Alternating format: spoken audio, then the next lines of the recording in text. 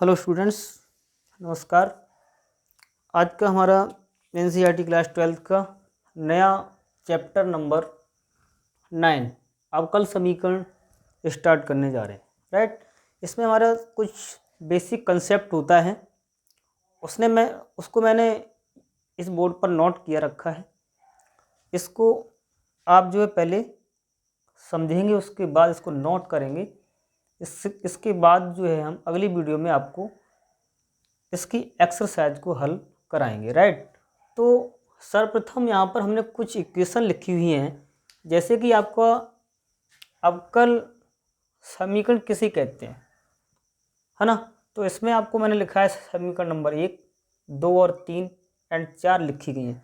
इसमें आप देख पा रहे हैं आपके दो चर हैं, एक आपका स्वतंत्र चर होगा, एक आपका परतंत्र चर, यानी इसको कहते हैं आश्रित चर, है ना।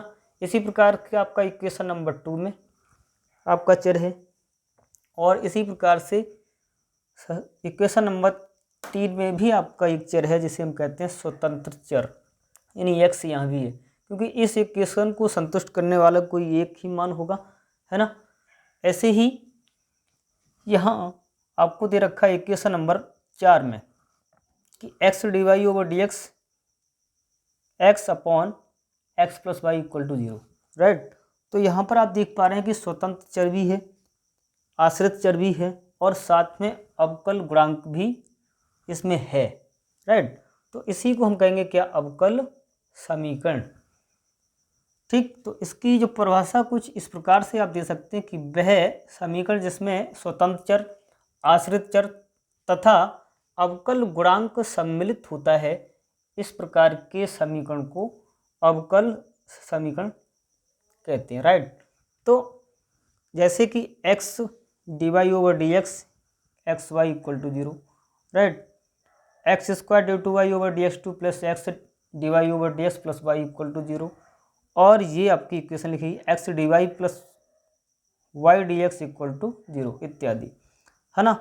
तो इस प्रकार की इक्वेशन को हम जो है क्या कहेंगे, अवकल इक्वेशन कहेंगे, यानी डिफरेंशियल इक्वेशन कहेंगे। राइट, नेक्स्ट इसमें हमारा टॉपिक आता है, ये इसमें का आपका एक दो आपका प्रश्न हर साल आता है बोर्ड एग्जाम में कि अवकल समीकरण की कोटि क्या होती है ना।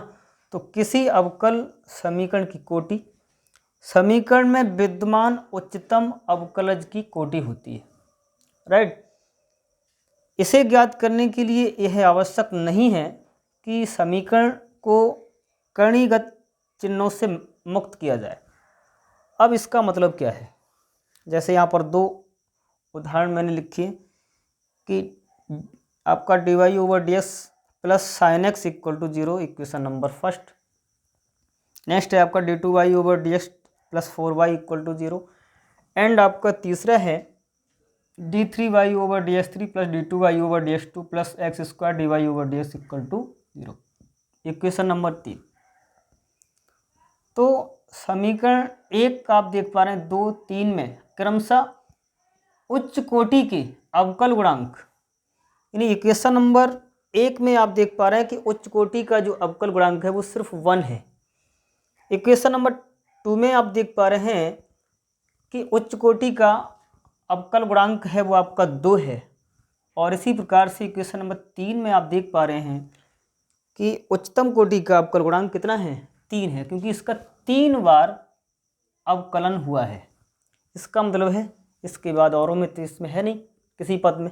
तो यही आपका इसमें जो है सबसे अधिकतम जिसकी कोटि होगी, मतलब जितनी अधिक बार इसका अवकलन हुआ होगा वही उसकी क्या कहलाएगी, कोटि कहलाएगी, यानी इसको हम ऑर्डर भी कहते हैं। राइट, तो इसे हम इस प्रकार से कह सकते हैं कि अतः इन अवकल समीकरणों की जो कोटि होगी वो 1, 2 और 3 होगी। इसका मतलब पहले वाले की 1 होगी, दूसरे वाले की आपकी 2 होगी, और तीसरे वाले की जिसमें 3 बार अवकलन हुआ है तो उसकी कोटि होगी आप 3।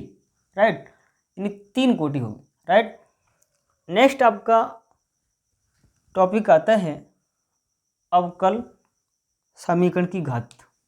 राइट, इसमें का आपका एक प्रश्न हर साल आपके बोर्ड एग्जाम में आता है ना, और कुछ इस प्रकार से पूछ लिया जाता है कि निम्न अवकल समीकरण की कोटि और घात बताइए, राइट। तो इसके लिए हम यहाँ पर किस प्रकार लिखते हैं कि किसी अवकल समीकरण की घात समीकरण में सम्मिलित उच्चतम कोटि की अवकलज की घात होती है। अब यहाँ देखिए, समीकरण में जितनी बार अधिकतम अवकलन किया गया हो उस पर हम देखते हैं कितनी पावर लगी हुई है, राइट।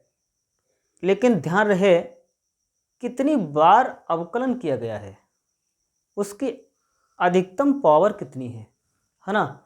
तो जैसे आपको मैंने उदाहरण में यहाँ पर लिखा है, लेकिन साथ ही एक बात और यहाँ पर हमारी मुख्य है कि जबकि सभी अवकलज करणीगत चिन्हों से मुक्त हों, यानी इस पर कोई भी करणी नहीं लगी हो, उसके बाद ही हम देख पाएंगे कि हमारी इसमें कितनी घात होगी, है ना।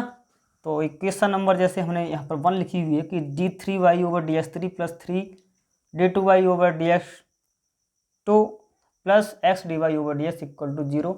इसकी कितनी पावर होगी, कितनी घात होगी, सॉरी यहाँ पर है ना, इसको जो है डिग्री कहते हैं, है ना। इसकी कितनी डिग्री होगी, है ना। तो ये कितनी होगी इसकी, यानी इसका पूरे की अधिकतम, क्योंकि इसमें अधिकतम अवकलन हुआ है वो आपका 3 बार हुआ है, और इसमें हम देख पा रहे हैं इसकी कितनी पावर होगी, 1 ही होगी, है ना, यानी 1 इसकी डिग्री होगी, राइट। मैं यहाँ पर जो पावर बोल जाता हूँ इसको मैं डिग्री कहूँ तो ज़्यादा बेटर है ना। फिर है हमारा नेक्स्ट d2y/dx2 का होल स्क्वायर, राइट। तो इसमें आप देख पा रहे हैं कि x/dy/dx की होल पावर कितनी है, q + y/q = 0। अब इसकी घात कितनी होगी, इसकी भी जो पावर है, क्योंकि इसमें अधिकतम जो अवकलन हुआ है वो आपका 2 बार हुआ है, और इसकी अधिकतम जो पावर है वो कितनी है, 2 है, राइट। इसकी घात कितनी होगी, 2 होगी। नेक्स्ट आपके दिया है कि d2y/dx2 + e⁻dy/dx। अब यहाँ देखिए e की पावर में आपका dy/dx लिखा हुआ है, तो इसे हम जो है परिभाषित नहीं कर सकते कि इसकी कितनी डिग्री होगी, है ना।